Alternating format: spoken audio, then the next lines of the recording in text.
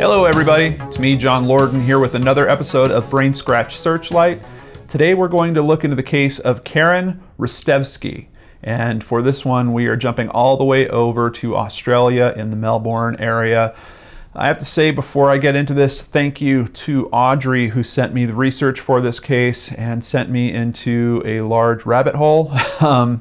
There are many twists and turns in this case, and it's almost a little bit frustrating because in terms of researching missing persons cases, I get to know and expect to bump into certain types of information in those specific cases.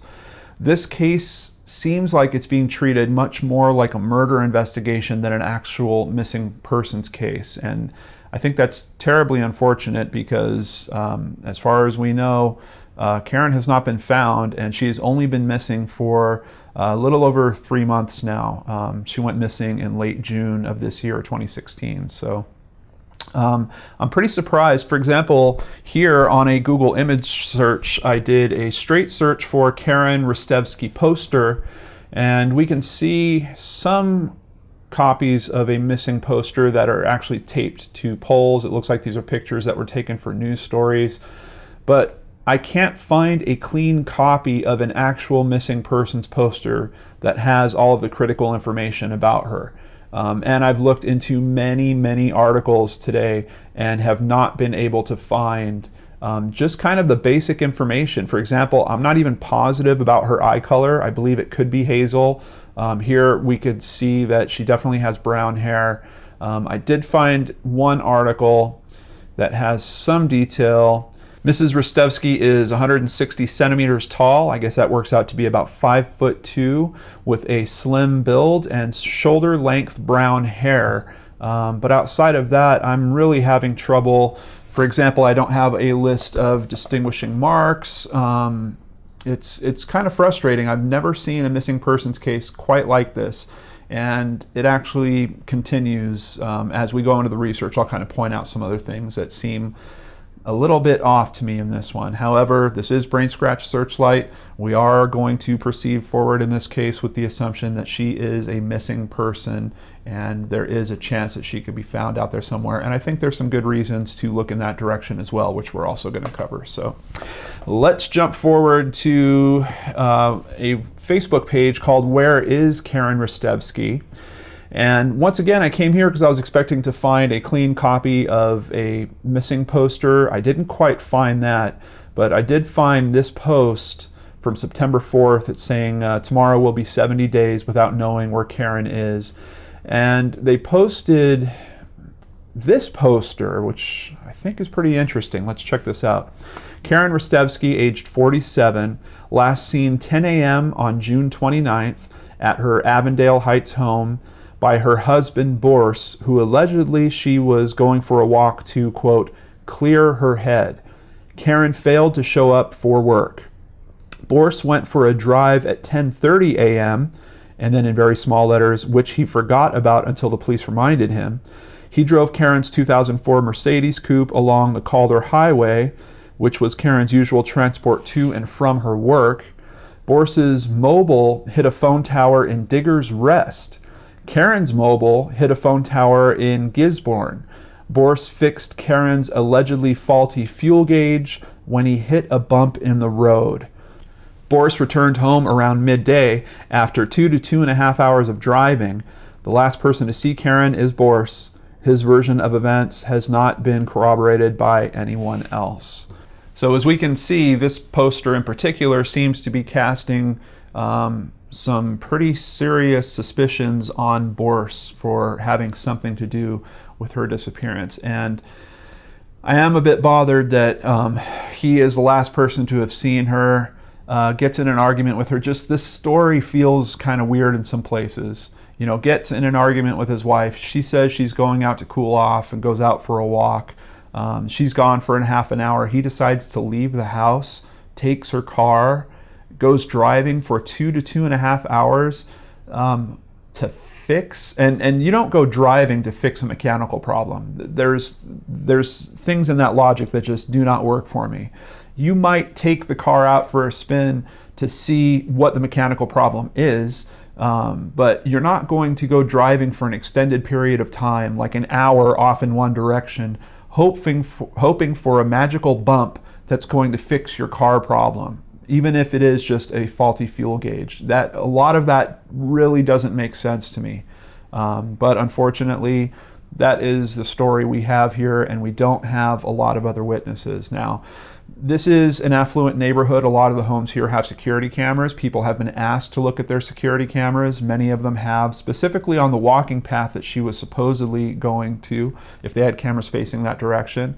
Nobody has found any trace of her walking on that path. And keep in mind, this is 10 o'clock in the morning. You do have people that are probably out there using that path.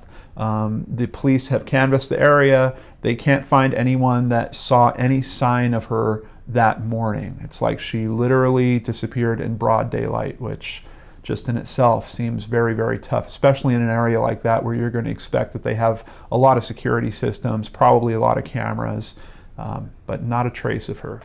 I also noticed a trend that in many of the articles, they don't really include any information about what to do if you have info. So I did find this one about contacting Crime Stoppers.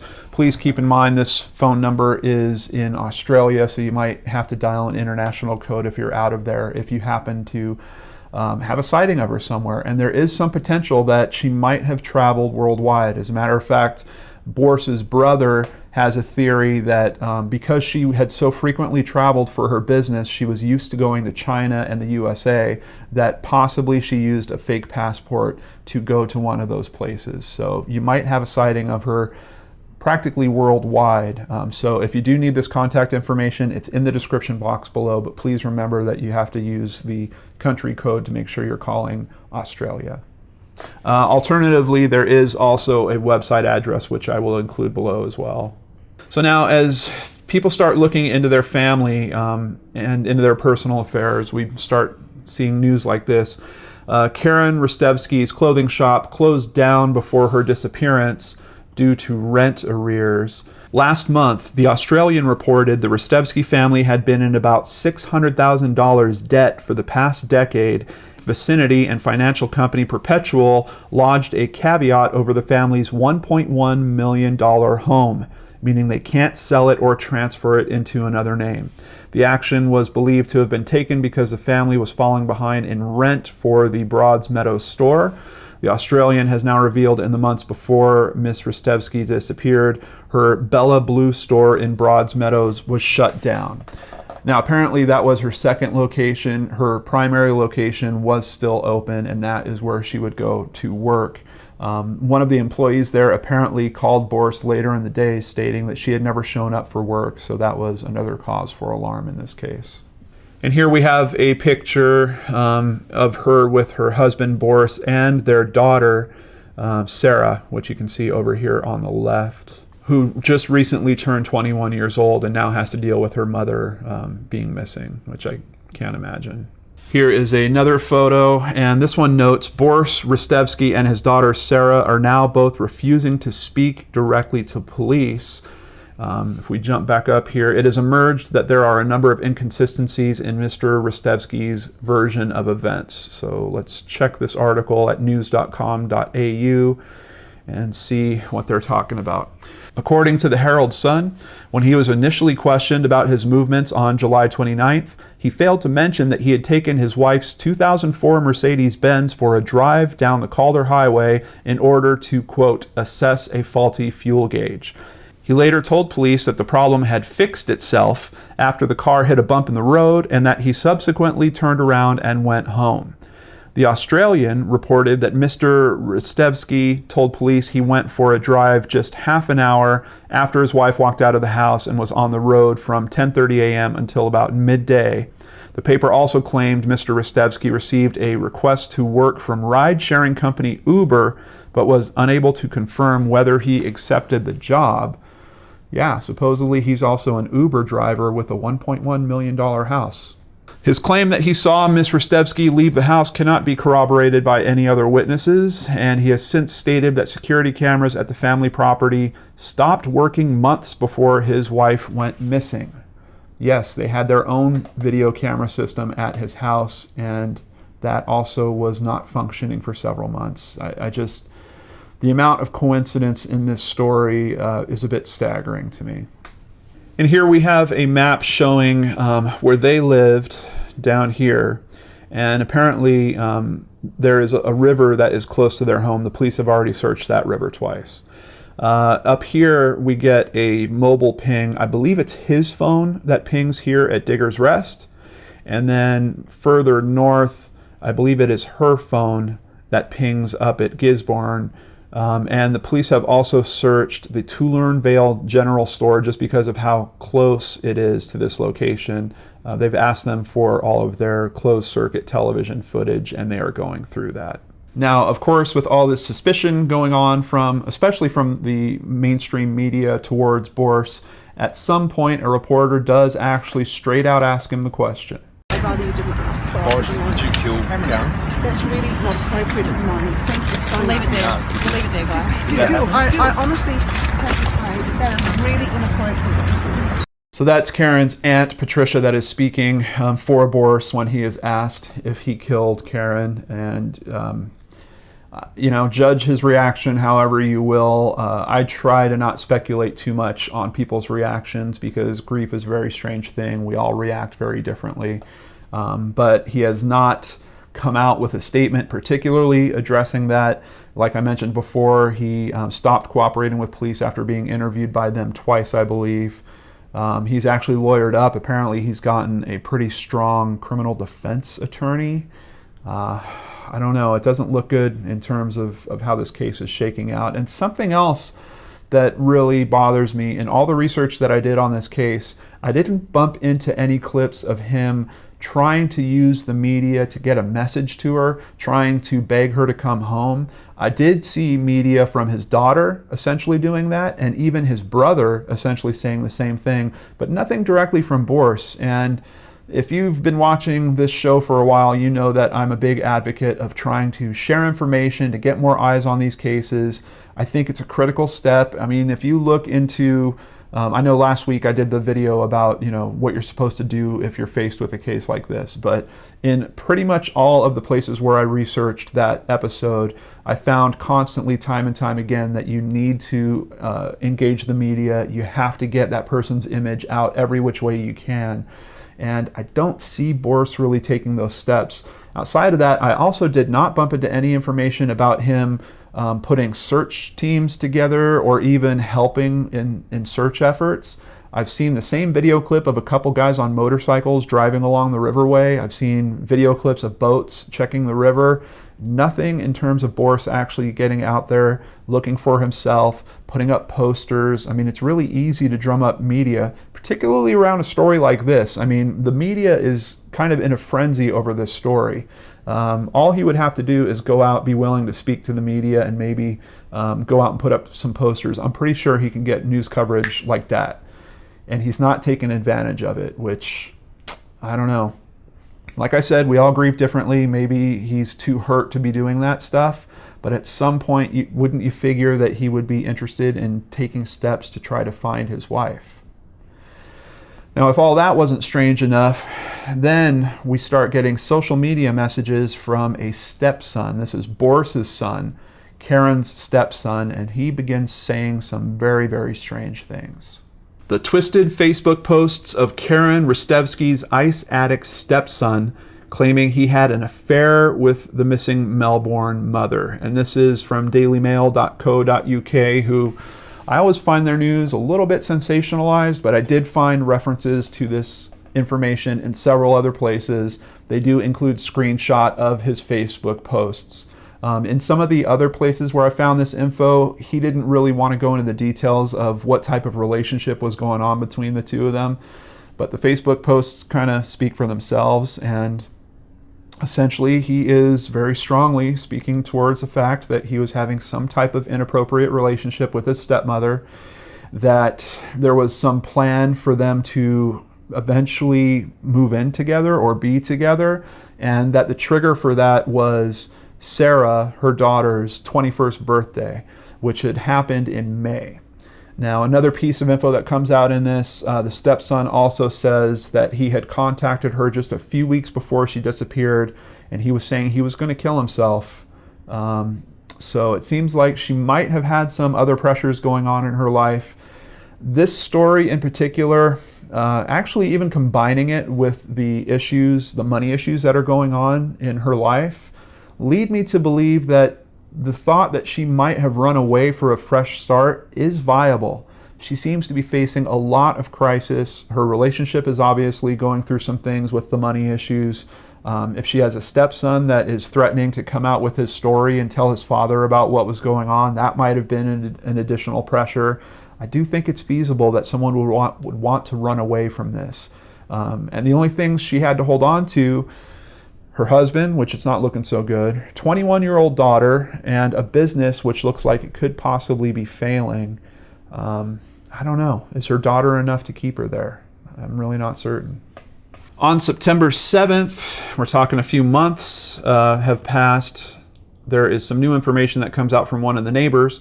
Car resembling the missing mother's vehicle filmed by a neighbor on the day she disappeared. Although analysis of the footage reveals it may be too blurry to make out the driver or if there is another person in the car, police may be able to use video enhancing technology to zoom in on the driver and determine who it was. Information about the footage comes as it was revealed Miss Ristevski had received part of a $360,000 share of an inheritance from her father in the months leading up to her mysterious disappearance. The inheritance was split between the 47-year-old woman and her brother. The pair were the only beneficiaries of their father's will after he passed away with an estate of $368,492. His assets were equally distributed to his two children after his funeral and legal expenses were paid for. Now, here we go. If we're going with the theory that she did run away, now she has a substantial lump sum of money that's coming her direction. Maybe that could be funding her running away. That might explain why she hasn't touched her bank accounts. I have not seen any information specifically about that money. I'm sure that they're using forensic accountants on this to see, is that money actually in her bank accounts? Did it ever make it into her bank accounts? Apparently her father died in December of 2014, so she knew this money was coming for a while. But I haven't seen any information specifically about tracing that money to see if anyone knows where it is. This article also highlights another interesting point about the cell phones. Her husband's phone was reported to be switched off for 2 hours on that day. It has also been reported that her husband made an admission to family members that he believed his wife may have been abducted. Her brother-in-law, Vasco Ristevski, claimed he believed the mother had secretly fled to China or the U.S. with a fake passport. However, her aunt, Patricia Gray, has slammed claims, saying she believed her niece may have been murdered and discarded like a piece of rubbish. Her stepson also buys into the theory that she might be on the run and may have just left the country. This is a photo of a display at a mobile office that they put in her neighborhood. They basically got a mannequin and dressed it up in the clothing that she was last known to be wearing. They also have a picture of the purse that she was supposedly carrying. And a couple of notes about this here. Police are yet to make any arrests. Mrs. Ristevski's husband, Boris, has been interviewed and remains a person of interest. Mr. Ristevski has reportedly stopped cooperating with police. Another interesting thing about her walk is, she decides that she's going to go out and cool off. She grabs her purse, and Boris notes that she had about $850 worth of cash in her purse. Just a few things strike me about that too. I don't think that I would know the exact money amount that's in my wife's purse. Maybe that's just me personally. Maybe he had some reason for knowing the exact amount of money in her purse. Second, that amount seems kind of high just in terms of cash for someone to carry around, unless they were planning. Maybe I'm wondering if he's putting that information out there so that people start thinking, well, she had enough cash, she could have bought a ticket somewhere. That amount seems to cover at least, getting a train ticket, maybe even a plane ticket to some other nearby area. But outside of all that, going for a walk to cool off and you take your purse, you're just walking around a river that's close to your home and expecting to go back. There's also no mention about keys. You would assume that Boris had her car keys because he took her car out for a drive. Was there a second set? Did she have her keys on her? I don't know. There has been some discussion in Websleuths about, he made a statement that she left through the garage. And in Websleuths, at least, they were saying, well, does that mean that she had a garage clicker? Was that on the set of keys that she took with her? No one seemed to consider the fact that maybe the garage had another door that you could exit that wasn't the main garage door. So I don't know about the viability about that, but police certainly are not releasing any details specifically answering or addressing those questions. So we know they had to close a business in the months before. We know their home security system stopped working several months before. We know this date of her daughter turning 21 that maybe meant she was going to leave her marriage occurred 1 month before her disappearance. And now we also know this. Karen Ristevski's husband took over her business just before she mysteriously disappeared from their Melbourne home. The couple's financial history is littered with failed business ventures. Just another strange twist, and I'll leave this article for you to read. It'll literally detail every one of their failed ventures. And it also points out Mrs. Ristevski reportedly had $850 in cash when she disappeared after an argument with her husband about till takings at the Bella Blue shop. Now, that's the first time that I've seen some detail about what the argument was actually about. Till takings to me means someone taking money actually from the till. I don't know who would have been doing that. If she's the one working there, was she taking money out of the till so she could spend on her own? Is that part of the reason why he knows that she had $850? Did she empty the till that day? Was he not happy with that? Was it completely reversed? Was he the one taking cash out of the till? I literally have no idea. But we might find out that all this semantics about this argument might not be true at all. Because if we head over to this next article, Boris Ristevski said his wife did not leave their 1.1 million Avondale Heights home in Melbourne's northwest on June 29th because of a fight about money. While he admitted to the Herald Sun they argued over a sum of hundreds of dollars before her mysterious disappearance, he said it wasn't the reason she left the house that day. It had nothing to do with our financial situation. He would not reveal other reasons why Mrs. Ristevski left the house. Yeah, so everything I've been reading, which I'm telling you has been many, many articles where he made the statement that they had an argument about money, she left to cool down. He later comes out and retracts all that and says, nope, the argument wasn't really about money. Well, yeah, we were arguing about money, but it wasn't about that. I don't know what to make of this. I can say I bumped into a piece of a radio interview with their daughter. She was saying that they were arguing about money the night before.